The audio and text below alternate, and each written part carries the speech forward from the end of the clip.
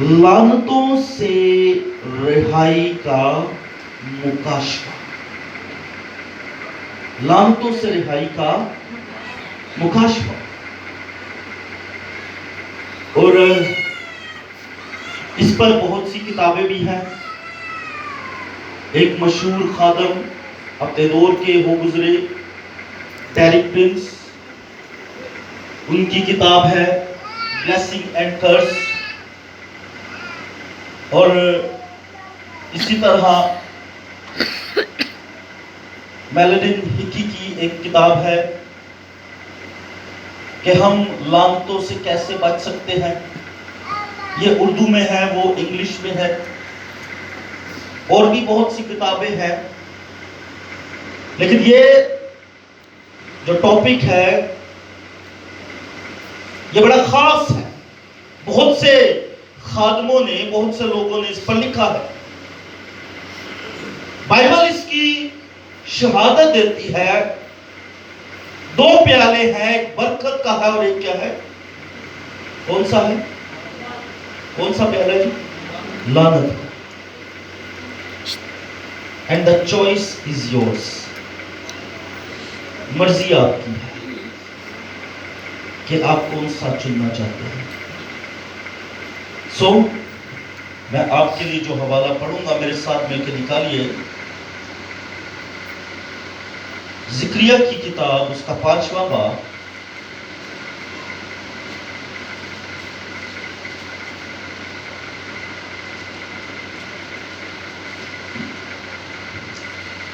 پرانے عہد نامے کی سیکنڈ لاسٹ کتاب ہے. پرانے عہد نامہ کی سیکنڈ لاسٹ. اس کے بعد ملاکی ہے اور پھر نیا عہد نامہ شروع ہو جاتا ہے. 5واں باب پہلی آیت سے میں پڑھنا شروع کرتا ہوں. لکھا ہے،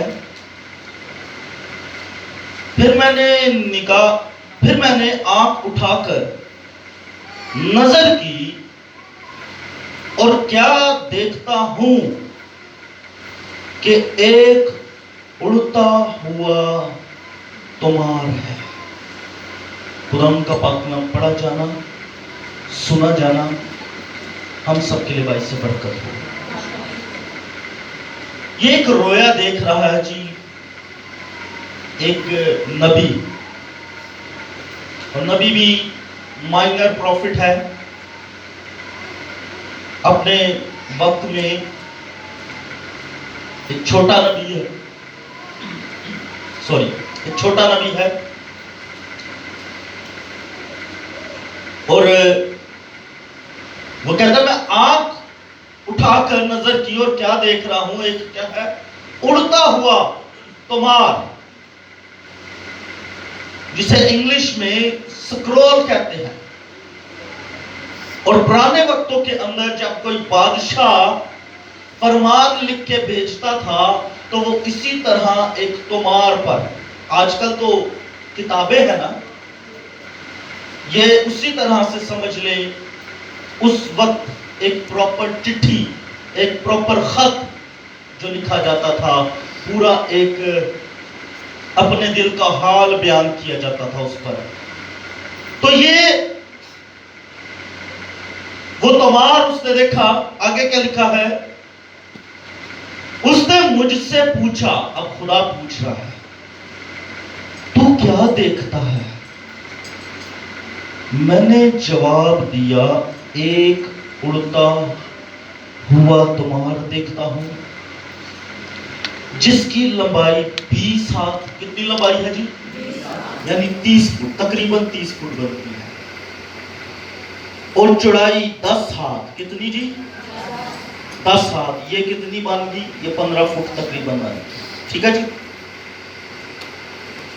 پھر اس نے مجھ سے کہا، غور سے سنیے جی، یہ وہ لعنت ہے جو تمام ملک پر نازل ہونے کو ہے. وہ فرمان جو آیا وہ برکت کا نہیں آیا، خوشحالی کا نہیں آیا، سلامتی کا نہیں آیا،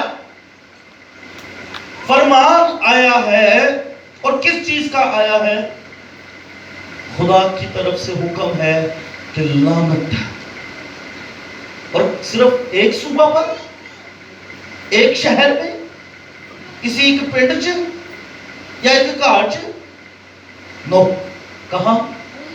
تمام ملک میں۔ کہاں جی؟ ساتھ رہیے گا میرے ساتھ، ذرا یہ باتوں کو سنیے۔ کہاں آیا؟ تمام ملک میں۔ اس کا مطلب خدا پورے ملک سے ناراض ہے، ہر ایک صوبہ سے، ہر ایک علاقہ سے، ہر ایک قبیلہ سے ناراض ہو گیا ہے۔ اور یہاں اپنے نبی کی معرفت، اس نے کہا یہ وہ لعنت ہے جو تمام ملک پر نازل ہونے کو ہے۔ خدا نے اس سے پیشتر کہ وہ لعنت بھیجتا، وہ کیا کر رہا ہے؟ اس نے اپنے بندہ کے وسیلہ پہلے آگاہ کر دیا ہے۔ اور آگاہی کا مطلب یہ ہوتا ہے کہ شاید وہ خیال کرے اور کیا ہو، بچ جائے۔ جیسے آج شاید خدا چاہتا ہے کہ بہت سی زندگیاں خیال کریں اور بچ جائیں۔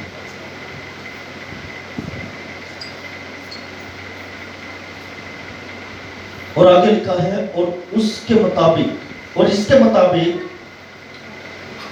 ہر ایک چور اور جھوٹی قسم کھانے والا یہاں سے کاٹ ڈالا جائے گا۔ 10 حکموں میں سے 2 حکموں کا یہاں ذکر ہے۔ ویسے تو ایک حکم ہی خدا دا توڑیا جائے نا، تو خدا نے خلاف کیے بغاوت۔ تو یہ اخلاقی حکم تھا، اخلاقی شریعت کے اندر جو آتا ہے، تو وہ حکم توڑ دیا گیا۔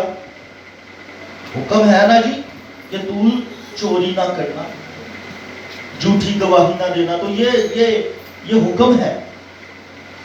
تو حکموں کو کیا کیا جا رہا ہے؟ جو توڑ رہے ہیں، جو خدا کے فرمان کی جو ہے وہ خلاف ورزی کر رہے ہیں، بائبل مقدس کے مطابق کہاں آ رہی ہے لعنت؟ ان پر۔ اور یہ حکم جو ہے، غور سے سنیے، صرف اسرائیلیوں کے لیے نہیں ہے کہ جی پرانے عہد میں تھے تو ان کے ہی ہے، نو۔ ان کی وضاحت، ان 10 حکموں کی وضاحت نئے عہد کے اندر یسوع مسیح نے 3 چیپٹرز کے اندر کر دی ہے۔ 5واں، 6واں اور 7واں باب متی کی انجیل کا، آپ اسے گھر جا کے پڑھیے گا۔ بڑی وضاحت کے ساتھ وہاں بتا دیا گیا کہ پہلے یہ کہا گیا تھا، اب یہ ہے، پہلے یہ کہا گیا تھا، اب یہ کیا کہا گیا ہے۔ تو وہیں ساری یہ مزید وضاحت آ جاتی ہے۔ اب آگے سنیے جی، اس کے مطابق ہر ایک چور اور جھوٹی قسم کھانے والا یہاں سے کاٹ ڈالا جائے گا۔ اب خدا کا قہر کیسا آ رہا ہے؟ لعنت کا مطلب میں پہلے آپ کو بتاتا چلا جاؤں۔ لعنت کا جو معنی ہے، وہ مطلب کیا ہے؟ وہ یہ ہے کہ خدا کے غضب کے نیچے آنا۔ اس کا دوسرا معنی ہے سزا پانا، اذیت پانا، دکھ پانا۔ 5واں معنی خدا کی عدالت کے نیچے آنا۔ 6واں معنی خدا کے پروں کے نیچے سے نکل جانا۔ اس کا مطلب یہ ہے کہ خدا نے اپنی پناہ میں رکھا تھا، برکتوں میں رکھا تھا، لیکن کیا ہے؟ آپ نے بغاوت کی ہے، نافرمانی کی ہے، اور کیا ہوئے؟ اس پروں کے نیچے سے نکل گئے۔ اور اس کا 7واں معنی ہے برباد ہو جانا۔ 8واں معنی ختم ہو جانا ہے۔ تو خدا یہاں کہہ رہا ہے میں انہیں کاٹ ڈالوں گا. جی کن کو؟ کن کو؟ ہیلو؟ چور اور یعنی جھوٹ بولنے والا. ہم تو نہیں بولتے جھوٹ. ایک بہن نے سے ڈلایا. ہم تو نہیں بولتے نا جھوٹ.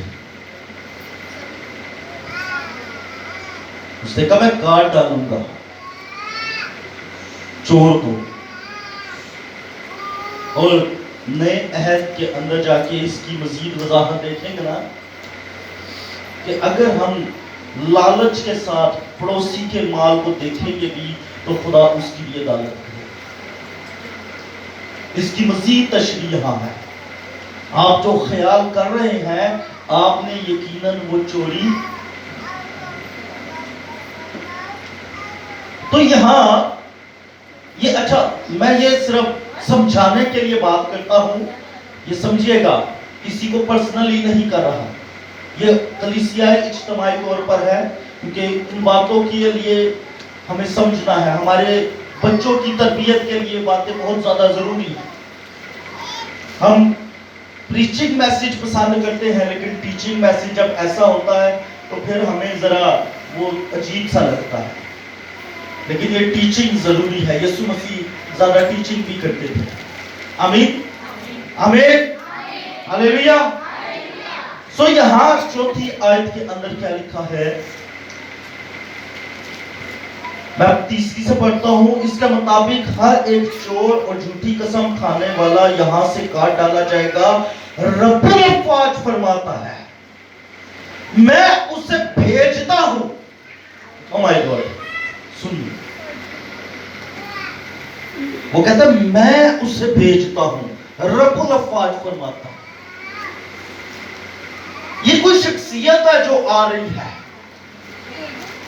یہ کوئی شخصیت ہے جو آ رہی ہے. اور لکھا ہے وہ چور کے گھر میں اور اس کے گھر میں جو میرے نام کی جھوٹی قسم کھاتا ہے گھسے گا.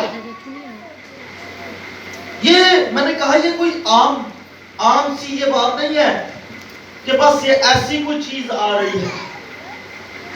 یہ جب لعنت آ رہی ہے نا تو یہ ساتھ سمجھے کہ وہ اپنے ساتھ ہر ایک ایول اسپرٹ کو لے کے آ رہی ہے. ہر ایک ناپاک روح کو لے کر آ رہی ہے. اور وہ کیا ہے؟ انسان کو سمجھ نہیں ہے. فیملی میں سمجھ نہیں ہے. گھروں میں سمجھ نہیں ہے. جھگڑے گھر سے جا نہیں رہتے. گھر کے اندر ہر وقت ایک خانہ جنگی شروع ہے. ایک ایسی حالت ہے کہ جس کے مطابق ہمیں سمجھ نہیں آ رہی کہ ہم کرنا کیا چاہ رہے ہیں اور ہو کیا رہا ہے. شوہر بیوی کے خلاف, بیوی شوہر کے خلاف, اور پھر دونوں ماں باپ بچوں کے خلاف, بچے ماں باپ کے خلاف, آنے والے مہمانوں رشتہ داروں کے خلاف. یہ کہاں سے آ گئی یہ باتیں؟ یہ کہاں سے آ گیا یہ حسد, جھگڑا, فرقے, جدائیاں؟ ہمیں تو سمجھ ہی نہیں آ رہی. لیکن کوئی غصہ آیا ہے آپ کے گھر میں. اور غصہ کیوں ہے؟ کیونکہ نگہبان وہاں نہیں ہے. کیونکہ نگہبان وہاں. تو کون ہے نگہبان آپ کا؟ کون ہے نگہبان؟ خداوند یسوع. اگر روح القدس کہا جائے تو وہ بھی غلط نہیں ہے. تو یہ ایسا کیوں ہے؟ گھروں کے اندر, گھروں کے باہر ٹائلیں لگی ہیں, سب کچھ لگا ہے, دنیا کی ہر چیز موجود ہے, لیکن پھر بھی مسئلہ کیا ہے؟ ذہنی سکون نہیں ہے. اتنی گولیاں کھا کر سو رہے ہیں جی سکون کی, ڈپریشن ختم کرنے کی. اس کی وجہ کیا ہے؟ ڈپریشن کی ناپاک روح. کون سی روح جی؟ ڈپریشن کا شکار ہے. پیسہ ہے، گاڑیاں ہیں، بنگلے ہیں، سب کچھ ہے، لیکن لوگ کیا ہیں؟ ڈپریشن کا شکار ہے، کیونکہ ان کے پاس نگہبان نہیں ہے، ان کا کوئی مددگار نہیں ہے، انہیں کوئی پروٹیکٹ کرنے والے ان کے گرد کوئی فرشتے نہیں ہے، وہ حق تعالیٰ کے پردے میں نہیں ہے۔ حق تعالیٰ کا پردہ نہیں ہے نا جی، دکھایا نا زبوری کامے میں، جو حق تعالیٰ کے پردہ میں رہتا ہے وہ قادر مطلق کے سایہ میں سکونت کتھے ہوئے؟ سکونت کہاں ہے؟ قادر مطلق کے سایہ میں، روح القدس کی موجودگی میں۔ اور روح القدس کیا صرف چرچ میں ہے؟ ہم نے کیوں صرف چرچوں تک صرف رکھا ہے؟ اسی لیے تو چرچ کے باہر بہت اور سے رنگ ہے۔ عزیزوں، یہاں خدا کہہ رہا ہے میں اس سے بیچوں گا، اور دوسرے سلاطین کے 7ویں باب میں وہاں ایک خدا کا تخت لگا ہے اور ایک ناپاک روح نکلی ہے۔ خدا کہتا ہے کون جائے گا اسے ستانے؟ ایک ناپاک روح آئی اور کہتی ہے میں جاواں گی، یعنی میں انہاں دے منہ دے وچ جھوٹی نبوتاں پا داں گی، وہ جھوٹ بولیں گے اور وہ کیا ہوں گے؟ ہلاک ہو جائیں گے۔ اس لیے سمجھیں، میں نے جو موضوع رکھا ہے، جو آج کا موضوع ہے، یہ لعنتوں سے رہائی کا مکاشفہ ہے۔ آج آپ نے سمجھنا ہے کہ ہم نے کیسے لعنتوں سے رہائی پانی ہے، کیسے انہیں اپنے گھر سے دور رکھنا ہے۔ ہمارے گھر پروٹیکٹ کیوں نہیں ہے؟ ہماری زندگیاں پروٹیکٹ کیوں نہیں ہے؟ ہمارے بچے پروٹیکٹ کیوں نہیں؟ یہ بڑی خاص چیز ہے۔ اور آگے کیا لکھا ہے؟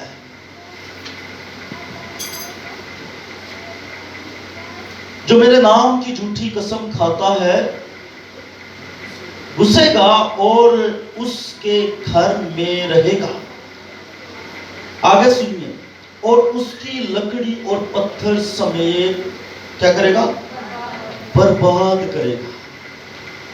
اے جی کیے جی، اے جی جڑا فرش پایا لکڑی دا پایا ہے، بڑا سونا، اے جی دوبارہ تے پتھر لوائے ہوئے نے، قیمتی پتھر۔ خدا کہتا ہے میں ان سمیت کیا وہ اس کو برباد کرے گی۔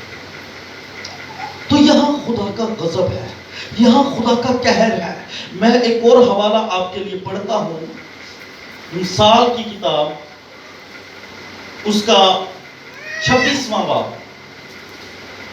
زبوروں کی کتاب کے بعد مثال ہی ہے، اس کا 26واں باب چیپٹر 26 ورس 2 آپ کے سامنے پڑھنے کو ہوں۔ لکھا ہے جس طرح گوریا آوارہ پھرتی ہے، گوریا کا مطلب چڑیا، یہ جو چڑیا ہے نا اس کے لیے یہ لفظ آیا ہے گوریا، اور ابابیل اڑتی رہتی ہے۔ یہ بھی ایک پرندہ ہے جو فلسطین سائیڈ پہ ہوتا ہے۔ اب چڑیا ہے وہ کبھی کہیں بیٹھ رہی ہے، کبھی کسی شاخ پر، کبھی کسی دیوار پر، کبھی کسی جگہ پر، تو وہ کیا ہے؟ وہ اڑتے رہتے ہیں، وہ پھرتے رہتے ہیں۔ اور آگے کیا لکھا ہے؟ اسی طرح بے سبب لعنت بے محل ہے۔ بے محل کا مطلب کوئی پکا ٹھکانہ نہیں۔ جیسے چڑیا اڑتی رہتی ہے، کبھی کسی دیوار پر آ کر بیٹھ گئی، آپ کی چھت پر آ کے بیٹھ گئی، آپ کے گھر میں آ کر بیٹھ گئی، کسی دیوار پر، کسی روشن دان پر، کسی جگہ پر بھی آپ اسے کیا ہے منع نہیں کر سکتے، روک نہیں سکتے۔ اسی طرح یہ لعنت گھوم رہی ہے، یہ لعنت وزٹ کر رہی ہے، یہ دیکھ رہی ہے کہ کہاں مسئلہ ہے، کہاں پرابلم ہے، کہاں کمزوری ہے، کہاں نگہبان نہیں ہے۔ اور اس نے وہی جا کر بیٹھنا ہے جہاں خدا نہیں ہے، جہاں حضوری نہیں ہے، جہاں نگہبان نہیں ہے۔ اس نے فوراً سے اس جگہ پر جا کر قبضہ کر لیا۔ اب اس بات کو ایوب کی کہانی سے ذرا جا کے دیکھ لے۔ وہاں کیا ہوتا ہے؟ وہاں بھی ابلیس گھوم رہا ہے نا زمین پر۔ خدا پوچھ رہا ہے کدھر؟ کہنا ہے وہیں بس زمین میں چکر لا رہا سا۔ خدا کہہ رہا چکر لا کے میرا بندہ ویکھیا ایوب کامل راست باز؟ کہتا ہاں میں نے دیکھا جو تم نے اس کے گرد کیا کیا ہے، بھاڑ لگائی۔ تو وہ اس کے گھر میں داخل نہیں ہوا جی۔ کیوں؟ بھاڑ تھی، کوئی پروٹیکشن وال تھی ان کے گرد۔ ہم کتنا اپنے گرد پروٹیکشن وال کو مانتے ہیں، کہتے ہیں کہ خداوند تیرے لہو کی بھاڑ ہمارے گرد ہو، ہمارے بچوں کے گرد ہو، ہمارے گرانوں کے گرد ہو۔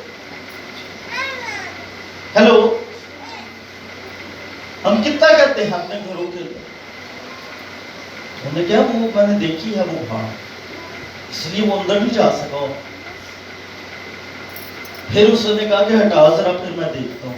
جب وہ دیوار ہٹی، پروٹیکشن ہٹ گئی، اب کیا ہے؟ اب اس نے حملے شروع کر دیے ہیں۔ اب حملوں کے اندر ہوا کیا؟ نوکر چاکر چلے گئے، سمجھ ہی کوئی نہیں۔ پیڑ پکڑیاں چلی گئی، سمجھ ہی کوئی نہیں۔ اولاد چلی گئی، سمجھ ہی نہیں آ رہی کہ ہویا کی۔ پھر کیا ہوا جی؟ پہرن چاک کیا، زمین پر بیٹھ گیا، ماتم کرنا شروع ہو گیا۔ گھر کی ساری برکتیں چلی گئی ہیں، گھر کے اندر سے سارا سکون چلا گیا ہے۔ اور پھر اکثر لوگ کہتے ہیں کہ اس نے خدا کو کچھ نہیں کہا، لیکن ٹھیک ہے اس نے نہیں کہا، لیکن اس نے اپنے اوپر افسوس ضرور کیا ہے۔ یہ دوسرا باب یا پڑھیے گا ایوب کا گھر جا کے، اس کے شروع میں ہی وہ کہتا ہے اے افسوس اس دن پر جس دن میں پیدا ہوا۔ اس نے افسوس کیا اپنے دن پر جس دن وہ پیدا ہوا۔ کیوں؟ کیونکہ اس کے گھر کے اندر ایک بڑی آفت آ گئی تھی۔ سو یہ لعنتوں سے رہائی کا منصوبہ پلان آپ کو سکھا رہا ہوں، آپ کیسے بچ سکتے ہیں۔ بیٹی نے بھی کہا کہ ہماری جنگ خون اور گوشت سے نہیں ہے، بلکہ ان ابلیسی فوجوں سے ہے جو آسمانی مقاموں میں۔ ہلیلویا۔ سو یہ بے سبب گھوم رہی ہے، سبب کوئی نہیں ہے، وہ وجہ کوئی نہیں ہے، یہ گھومی جا رہی ہے، وزٹ کری جا رہی ہے، اور وزٹ کے دوران اب اس کا ذہن کیا ہے کہ میں کسی ایسی جگہ پر جاؤں جو بالکل ٹھیک ٹھاک ہو، جو برکتوں کے اندر ہے۔ میں ادھر جا کر اپنا ڈیرا ڈالوں، میں ادھر جا کر اپنا بسیرا کر لوں۔ ایک اور حوالہ دیکھیے میرے ساتھ، پرانے عہد کے اندر ہی استثنا کی کتاب، اس کا 27واں باب۔